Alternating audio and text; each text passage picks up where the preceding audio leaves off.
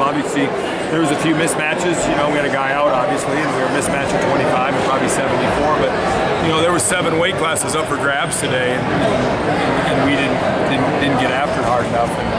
And I think weight classes where we maybe had a chance, we wanted to win by 1. And it's hard to, you can't calculate, especially on the road in a tough environment. You can't calculate. Kevin, how would you summarize the season up to this point for Iowa State Wrestling? Oh, bumpy, but good. Good bumpy. There's more good bumpy than bad bumpy, but that was my prediction at the beginning of the year, that we were going to have our ups and we were going to have our downs. And so, yeah, this is maybe a down bump tonight, but we've had a lot of good things happen. A lot of good things happen. I like the progress. I like the fight. We got guys that are learning how to win and guys that are learning how to dominate. So I'm very excited about, you know, the future, and I'm very excited to see how these guys finish things out at the Big 12. But you know, this was a tough one, and when you lose that many close matches, probably isn't a great time to ask me that question. But overall, it's been great. The support from the fans, the support from the administration, and the effort of the guys has been good. Now we just have to, you know, get them to that next level where they expect to win and they expect to dominate, and that's just the process. What's the decision to sit Ian Parker in? Ian Parker was, you know, he worked out the last 2 days, but he just got cleared. You know, he had a knee scope Thursday, so here we are, 9 days ago he had a knee scope. So he scrapped with Metcalf today before, and we could have weighed him in, and you know, just didn't want to put him out there in a disadvantage. He'll get to be on the mat all week this week, and so as long as that keeps progressing, I think we'll be good by next week. But it's kind of a day-by-day thing, and obviously we love Ian Parker and what he's done. You know, he really brings a lot to this team. How do you feel about Marcus Simmons' match? Marcus Simmons and Skylar St. John, hats off to them.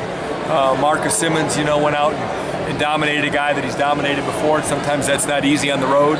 So I'm proud of Marcus Simmons. And Skylar St. John's had a rocky year, a real rocky year.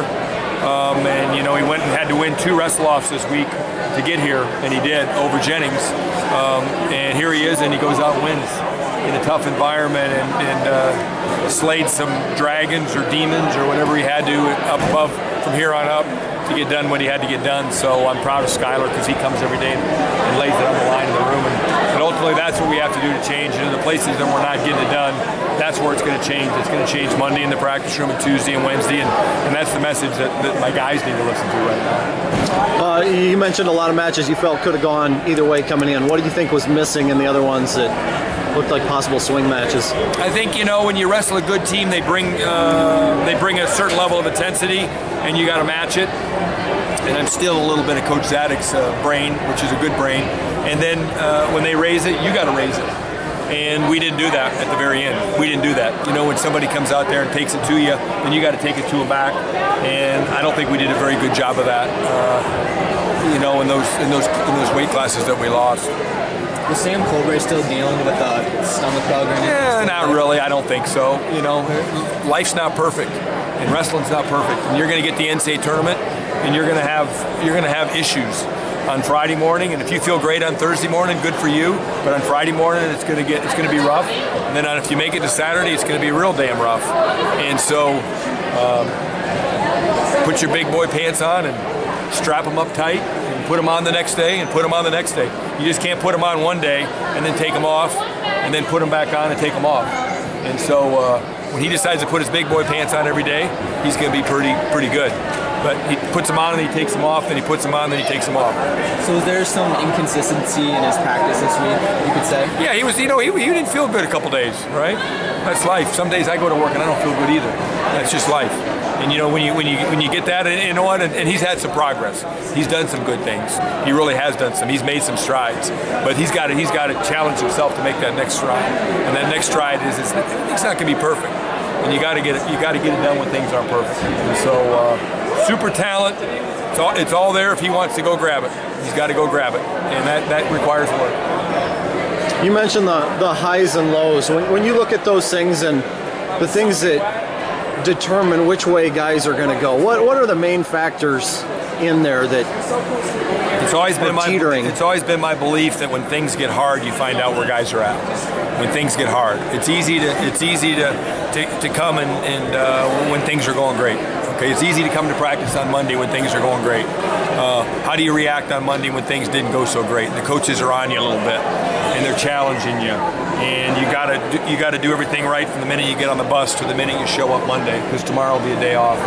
That's when I find out when guys are, and I think that's ultimately, especially in this sport, is when things get real hard and your back's up against the wall, and it's hot and it's loud.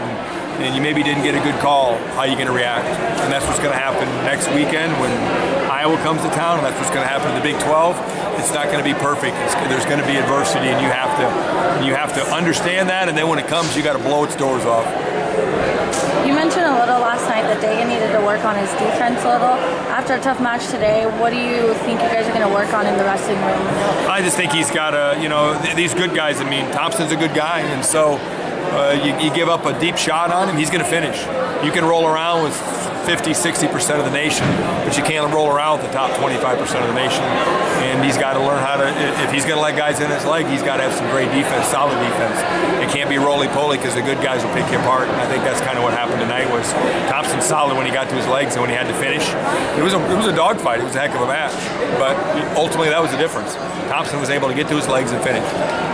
With Iowa and the Big 12's coming up, how do you prepare for those games? Just keep putting your head down and going. And hopefully we got a bunch of guys that are going to put their head down and just keep going. We got to keep doing what we're doing. I mean, obviously, if you look at what we've done this year, I don't think there's anybody out there that says that we haven't made progress, but it's okay to be greedy at the end, and the end's coming. The end for this year's coming, and so it's okay to be greedy. Thanks, Rich.